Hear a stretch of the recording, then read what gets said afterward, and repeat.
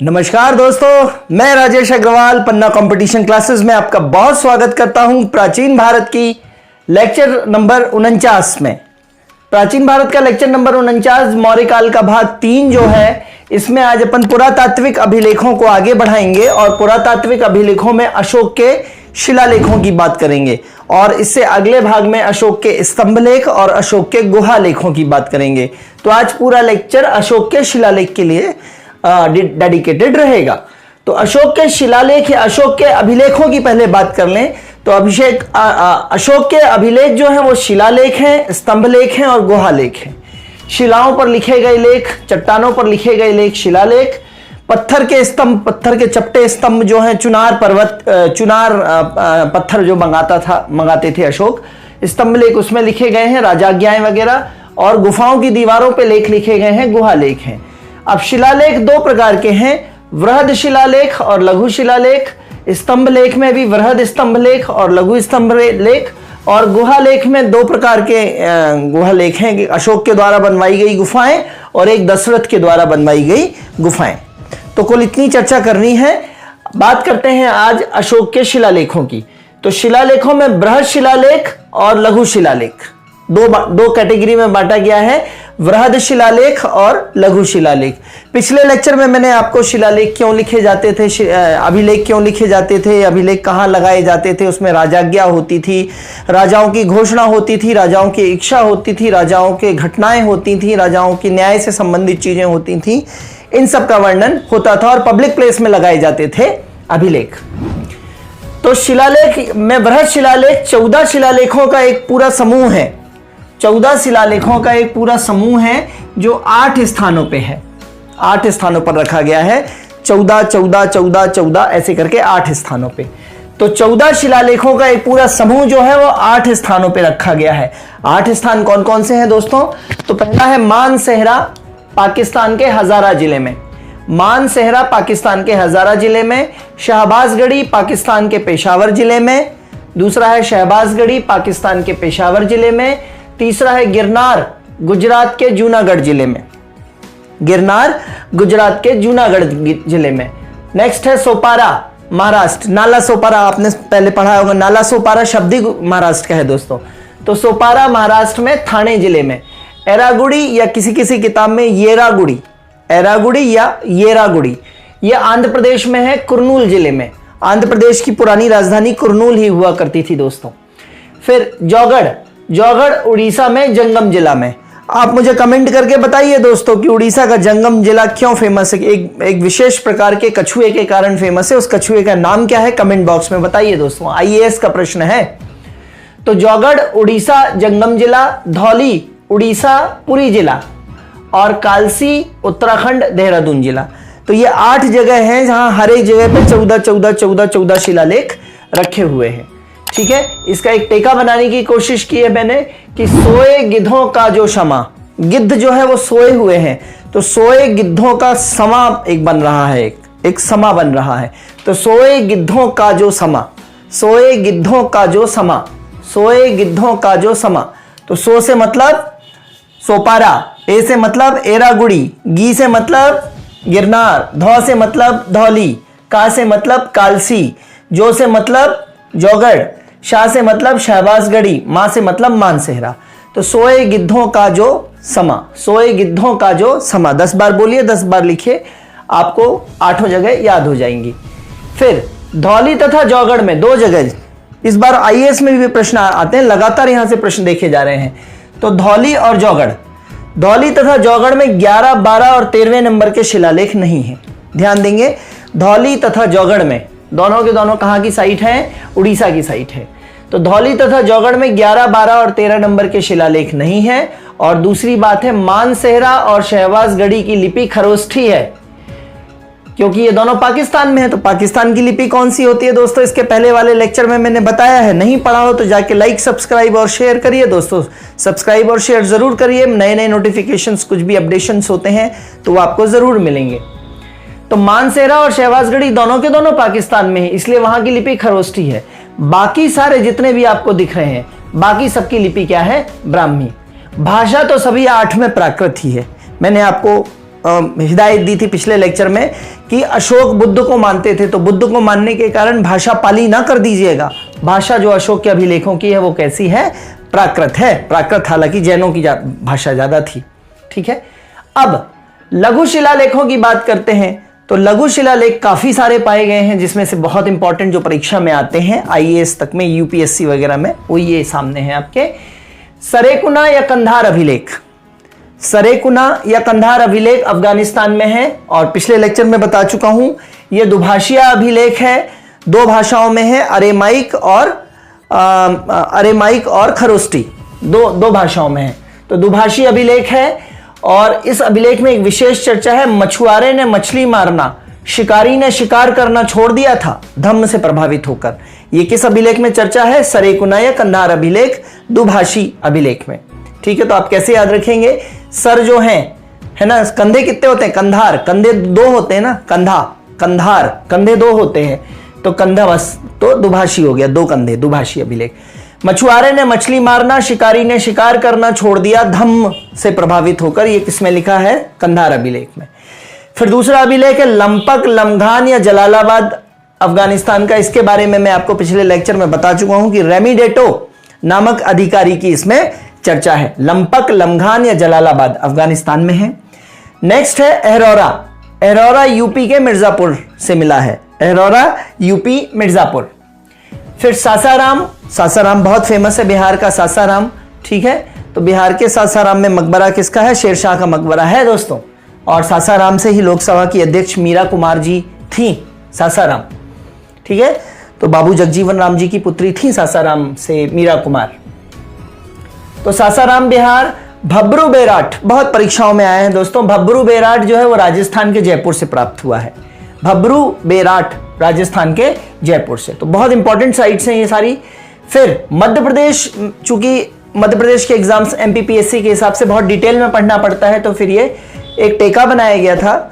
रूप सिहोरा गुर्जर दतिया सीहोर सारो मारो, सीहोर से पान गुड़ा के सांची रायसेन में खायो। है ना, कई बार आप पान की शॉप में पान डायरेक्ट वहां नहीं खाते, पान को क्या करते हैं? गुड़वा लेते हैं, पैक करा लेते हैं। तो पान को गुड़ाना बोलते हैं या पैक करवाना बोलते हैं। तो सीहोर से पान गुड़ा के सांची रायसेन में खायो। रूप सिहोरा गुर्जर दतिया सीहोर सारो मारो, सीहोर से पान गुड़ा के सांची रायसेन में खायो। अच्छे से याद करिएगा दोस्तों।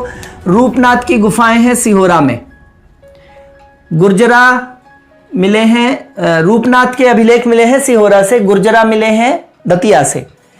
सारो मारो भी कहां से मिले हैं? सीहोर से। सिहोरा अलग है दोस्तों, सीहोर अलग है।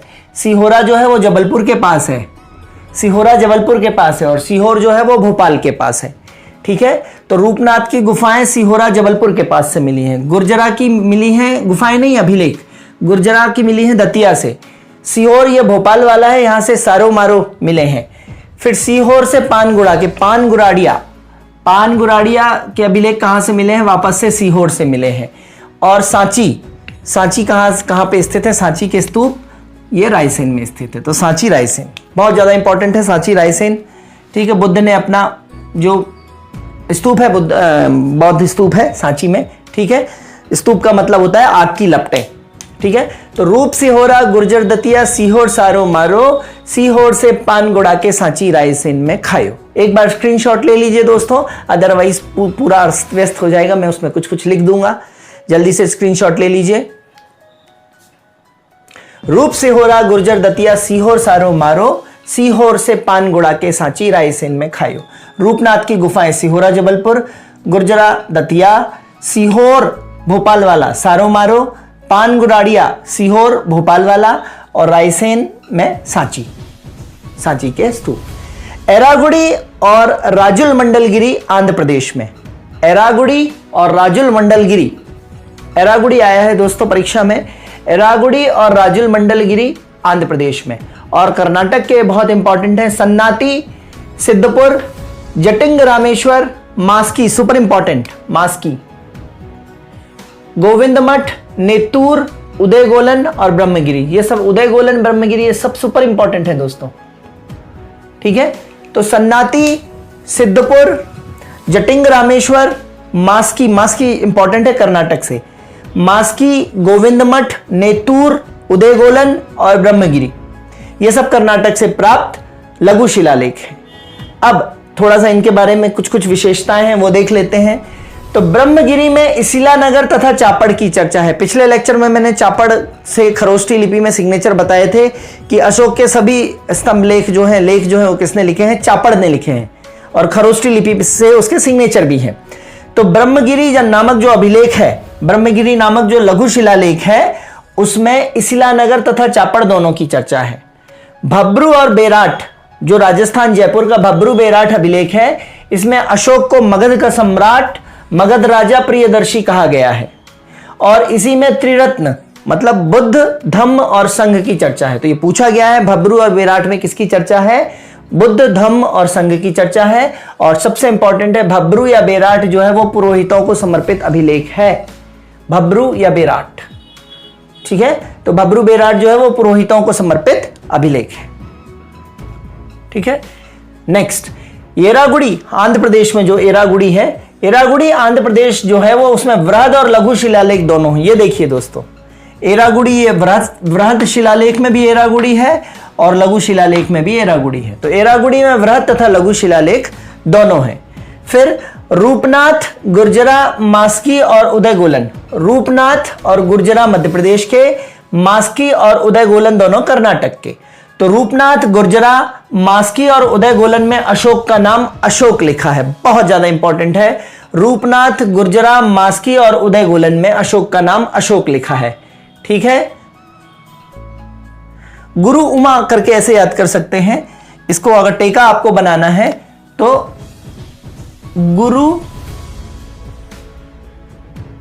उमा, गुरु उमा, गुरु उमा 4 अभिलेखों में गुरु उमा अशोक है ना, या उमा के गुरु ऐसे याद करें, उमा के गुरु अशोक ऐसे याद कर सकते हैं दोस्तों, उमा के गुरु अशोक। तो उदयगोलन, मास्की और गुर्जरा और रूपनाथ, और ये अशोक ही नाम लिखा है, तो उमा के गुरु अशोक।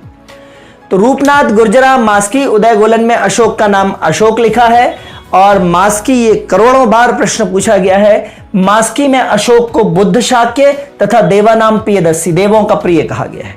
इससे प्रतीत होता है कि जो अशोक था वो ब्राह्मण धर्म भी मानता था। देवों का प्रिय मतलब ब्राह्मण धर्म। तो मास्की में अशोक को बुद्ध शाक्य बोला गया है, और मास्की में ही अशोक को देवानाम प्रियदर्शी, देवों का प्रिय बोला गया है, ठीक है। अब इसमें अपन बात करते हैं अशोक के ये 14 शिलालेखों में, हर एक शिलालेख में क्या क्या लिखा है, और फिर आज का लेक्चर समाप्त करेंगे। तो बात करते हैं अशोक के 14 शिलालेख। अशोक के 14 शिलालेखों में दोस्तों बात करनी है तो पहला शिलालेख में जो है उसमें पशु बलि या जीव हत्या की निंदा की बात करी गई है कि पशु बलि खराब है करना, जीव हत्या करना खराब है। अशोक कहते हैं कि पहले मेरी पाकशाला में सैकड़ों जीव जंतु मारकर बनाकर खाए जाते थे, लेकिन मेरे आने के बाद, मेरी घोषणा के बाद अब सिर्फ पाकशाला में 2 मोर और 1 हिरण पकाया जाता है, और निकट भविष्य में इनको मारकर खाना भी बंद हो जाएगा। दूसरे नंबर का शिलालेख, मैंने न सिर्फ अपने राज्य में बल्कि राज्य के बाहर भी मुफ्त चिकित्सालय, औषधालय खोले हैं। तो दूसरे में काय की चर्चा है? मुफ्त चिकित्सा की, चाहे वो जानवरों की चिकित्सा हो और चाहे इंसानों की चिकित्सा हो। तो मुफ्त चिकित्सालय, औषधालय खोले हैं। सातीपुत्र, केरल पुत्र, चोल, पांड्य, ताम्रपाणी, ताम्रपाणी श्रीलंका को बोला गया है दोस्तों।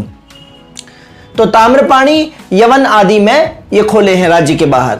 वृक्षारोपण, कुआं, सराय ये सब बनवाए हैं। जड़ी बूटियां भी उगाई जा रही हैं ताकि लोगों को चिकित्सा फ्री में दी जा सके। तो चिकित्सालय या चिकित्सा की बात करिए, पशु और मनुष्य दोनों की चिकित्सा।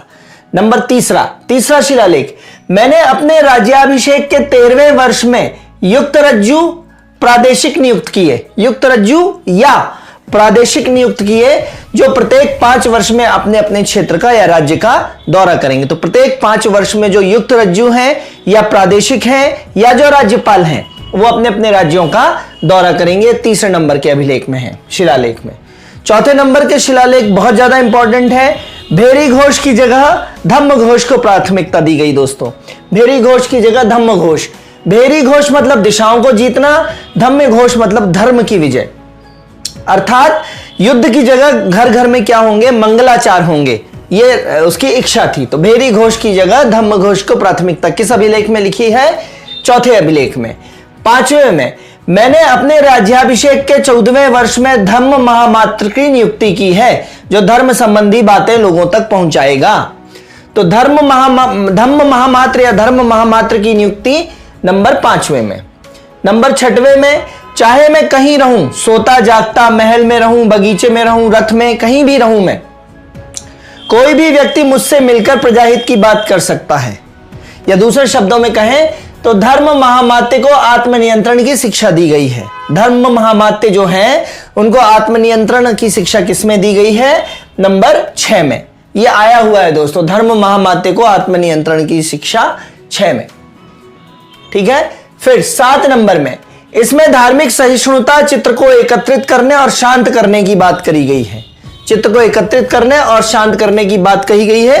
कहीं कहीं लिखा है धर्म यात्रा की भी चर्चा है, तो आप ध्यान रखेंगे धर्म यात्रा की चर्चा भी है 7वें नंबर पे। ठीक है, स्क्रीनशॉट ले लीजिए दोस्तों, इसका जल्दी से स्क्रीनशॉट ले लीजिए जल्दी से। तो 7वें में जो है वो धार्मिक सहिष्णुता, चित्र को एकत्रित करना, शांत करने की बात करी गई है और धर्म यात्रा की भी चर्चा करी गई है। 8वें में भी धम्म यात्रा की चर्चा है, लेकिन इंपॉर्टेंट है ये क्योंकि हर 10वें वर्ष में बौद्ध गया, 12 वर्ष में निगाली सागर नेपाल में और 20वें वर्ष में रुम्मीदेई, ये भी नेपाल में, इनकी यात्रा करता हूं मैं। वो ये बताता है कि मैं हर 10वें वर्ष में बौद्ध गया जाता हूं, हर 12वें वर्ष में निगाली सागर नेपाल और 20वें वर्ष में रुम्मनदेई नेपाल की यात्रा करता हूं। तो धम्म यात्रा 7वें में भी है और 7वें में भी है और 8वें में भी है। 9वें नंबर में कहता है उसका शिलालेख कि जन्म उत्सव सालगिरह मनाना बंद करके धर्मार्थ के कार्य करिए, अर्थात शिष्टाचार से रहिए, आत्मसंयम से रहिए। सच्ची भेंट और सच्चा शिष्टाचार, इसी में बात करी गई है 9वें नंबर पे। सच्ची भेंट और सच्चा शिष्टाचार, ठीक है, 9वें नंबर पे। 10वें नंबर पे वो अधिकारियों को अपने कहता है कि तुम लोग यश कीर्ति की कामना मत करो, है ना। जनता को भी कहता है कि जबरदस्ती की यश कीर्ति नाम बड़ा बनने की कामना मत करो, घर में रहकर ही अच्छी बातों पर ध्यान दो, बच्चों पे ध्यान दो, बच्चों को अच्छा सिखाओ, घर पे रहकर अच्छी बातों पे ध्यान दो। ये नंबर 10 पे बात करता है, जिसमें यश, 10 मतलब यश, कैसे याद हो जाएगा, 10 में यश की कामना नहीं करना है। 11वें में 10वें जैसी ही बातें लिखी हुई हैं, 11वें में 10वें जैसी ही बातें हैं सारी। 12वें में जो है दोस्तों धार्मिक सहिष्णुता पर जोर देने की बात कर रहा है। 7वें में भी धार्मिक सहिष्णुता की बात करी थी, लेकिन 7वां इंपॉर्टेंट नहीं है धार्मिक सहिष्णुता के हिसाब से, यही मुख्य है। तो 11वें में मुख्यतः धार्मिक सहिष्णुता की बात है। एक समाज और दूसरा समाज मिलेगा तो 11 बनेगा, एक समाज और दूसरा समाज मिलेगा तो 11 बनेगा, और दोनों के बीच सहिष्णुता रहेगी तो 1100 बन जाएंगे वो एक और एक मिलके। तो 11 नंबर में क्या है, धार्मिक सहिष्णुता, दो संप्रदायों के बीच में एक दूसरे को समझने और सोचने की शक्ति। यहीं पे 11वें नंबर पे है स्त्री महामात्रों की नियुक्ति। स्त्री महामात्रों की नियुक्ति, तो स्त्रियां कहीं भी जाती हैं तो 11 रुपए का लिफाफा यहां वहां देती हैं। तो स्त्री महामात्रों की नियुक्ति 11वें नंबर के शिलालेख में आपको याद होनी चाहिए, इंपॉर्टेंट है। 12वें नंबर का शिलालेख है दोस्तों, सॉरी कुछ गलत बोल गया मैं, 11वें नंबर का ही शिलालेख 10वें जैसा है, और जो मैंने अभी बातें बताई धार्मिक सहिष्णुता पर जोर, और यह 7वें जैसा ही है, हालांकि यह मुख्य है, और स्त्री महामात्रों की नियुक्ति 12वें नंबर पे है। ठीक है दोस्तों, स्त्री महामात्रों की, सॉरी मैंने फिर जो टेके बताए हैं वो सही नहीं यहां फिट बैठेंगे, तो स्त्री महामात्रों की नियुक्ति 12वें नंबर पे है। ठीक है, धार्मिक सहिष्णुता के लिए भी मैंने एक एक जो करके बताया वो नहीं यूज करना है, क्योंकि वो 12वें नंबर पे है, मेरे से गलती हुई है यहां पे। तो धार्मिक सहिष्णुता 12वें नंबर पे है और स्त्री महामात्रों की नियुक्ति 12 नंबर पे। 13 नंबर बहुत इंपॉर्टेंट है शिलालेख, कलिंग युद्ध 261 बीसी में जो हुआ था उसकी चर्चा है। इसमें बताया गया है कि उस युद्ध में 1 लाख लोग मारे गए हैं, 1.5 लाख लोग विस्थापित हुए हैं, और अशोक का साम्राज्य 600 योजन तक फैला था। ये सारी बातें बताई हैं, चारों ओर धम्म का बोलबाला था, और कलिंग युद्ध के बाद हृदय परिवर्तन की चर्चा भी इसी अभिलेख में है, इसी शिलालेख में है, 13 नंबर में। और 13 नंबर में ही 5 पड़ोसी राज्यों से अशोक के संबंधों का वर्णन है। ये बहुत इंपॉर्टेंट है, 5 पड़ोसी राज्य, ये ध्यान रखेंगे कौन कौन से 5 पड़ोसी राज्य हैं दोस्तों। तो मिस्र का शासक था तुर्मय या टॉलमी सेकंड या फिलाडेल्फस, इससे था। सीरिया का शासक था एंटियोकस या अंतियोक। मकदूनिया का शासक था अंतेकिन या एंटीगोनास गोनाटस। एपियस जो है वो अलेक्जेंडर और एलेक्सुंदर, और मगध का राजा था मगस।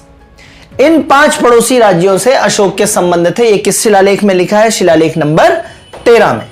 तो ये ध्यान रखेंगे, मिस्र, सीरिया, मकदूनिया, एपियस और मगध। और 14वें शिलालेख में अशोक लिखता है कि मैंने जो ये सारे लेख लिखवाए हैं इनमें हो सकता है कुछ त्रुटियां रही हों, तो उसके लिए मुझे क्षमा करें। ठीक है, मेरे से या मेरे लेखों में कुछ त्रुटियां रह गई हों तो उसके लिए मुझे क्षमा करें। तो ये अशोक के दोस्तों 14 शिलालेख हैं। कल के लेक्चर में हम बात करेंगे अशोक के स्तंभ लेख और गुहा लेखों की। लगभग 15 से 17 मिनट का वीडियो रहेगा। ठीक है, ये अच्छे से पढ़िएगा दोस्तों। सॉरी। और यदि आपको लगता है तो इसकी कोडिंग भी मैं आपको दे सकता हूं 14 के 14 शिलालेखों का, है ना।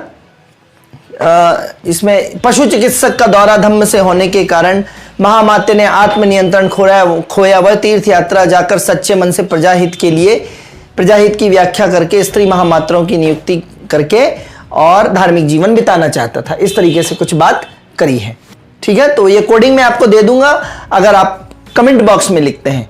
आपके कमेंट नहीं आते हैं तो मुझे लगता है कि आपको इस चीज की जरूरत नहीं है, तो ऐसा ना करें। लेक्चर को लाइक, सब्सक्राइब, शेयर करें, कमेंट जरूर करें, इंटरेक्ट करें। कुछ कमी है तो यहाँ पे मैं सुधारूंगा, लेकिन इंटरेक्ट करें, बोलें दोस्तों, तो समझ में आएगा मुझे कि और क्या सुधार चाहिए। ठीक है, तो अच्छे से पढ़िए।